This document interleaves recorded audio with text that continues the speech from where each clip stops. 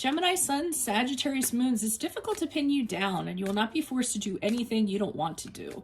While not a fan of an organized and ordered approach, you have a quick mind, think fast on your feet, and this lends itself towards success.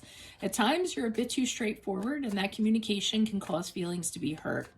Your impulsivity disallows you from putting enough thought into your actions. You're far from a delicate flower. Warm, friendly, and with an extroverted nature, you're always eager to communicate with others. However, you try to stay detached and objective when thinking and forming opinions. There's nothing dull about you, and you have quite the unique personality. Your energy is endless, and you're always on the move. Being bogged down by details is not your forte.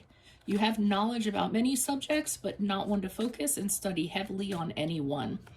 You may gravitate toward a career in public speaking, writing speeches, or other public releases. Your thirst for adventure and thrills has you constantly seeking out new experiences and explorations.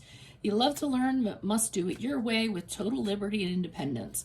While people find you candid, outgoing, and friendly, your impatience can tend to put people a little bit on edge. Okay, so those are your personality traits. Let's get to your reading. Holy Spirit, Angels, Divine Guides, Universe, can you please provide your truth, your wisdom, your clarity, and your insight for Gemini Sun, Sagittarius Moons for 2021? What do you see? What do they need to know to reach their higher ground, become closer to Universe and closer to Divine? Bring your messages for their greater good. Any messages you have for Gemini Sun, Sagittarius Moons for 2020? Can you please show me January, February, March for Gemini Sun, Sagittarius Moons? Eight of Wands in the upright. April, May, June for Gemini Sun, Sagittarius Moons. Eight of Cups in the reversed. July, August, September for Gemini Sun, Sagittarius Moons, please. We have the Ten of Cups in reversed. And then October, November, December for Gemini Sun, Sagittarius Moons, please. Whew. Knight of Swords in reversed. Okay. And definitely a high, two cards of very high energy. So we start off in January, February, March. A lot of stuff going on. Whirlwind. Things swirling around. Communication-wise, okay? For some of you, you're going to be having a lot of emails, a lot of texts, a lot of communications with other people. It's almost to the point of excessive, okay? Out of these communications, there'll be change. There'll be action.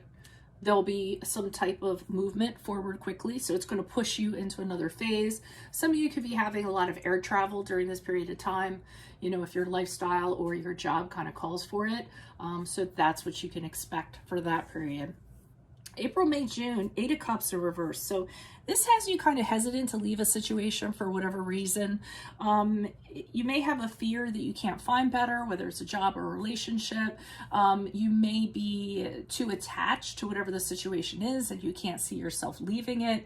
You could just be confused and not totally convinced that there's something better out there, or that you're going to be comfortable, or that you're not going to just kind of be drifting around trying to find yourself. So, you know, or you do leave and then you come back to something April, May, June because you didn't encounter what you were looking for, you didn't find what you were hoping for.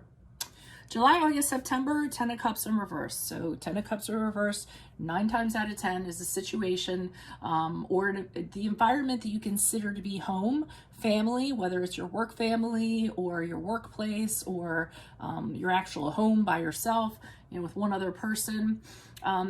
Energies are kind of thrown off. They're in flux when the Ten of Cups is a reverse. So, you know, the ideal home environment, the ideal family has been, you know, turned to kilter. So, you know, in terms of family, there's people arguing with one another, people that can't get along.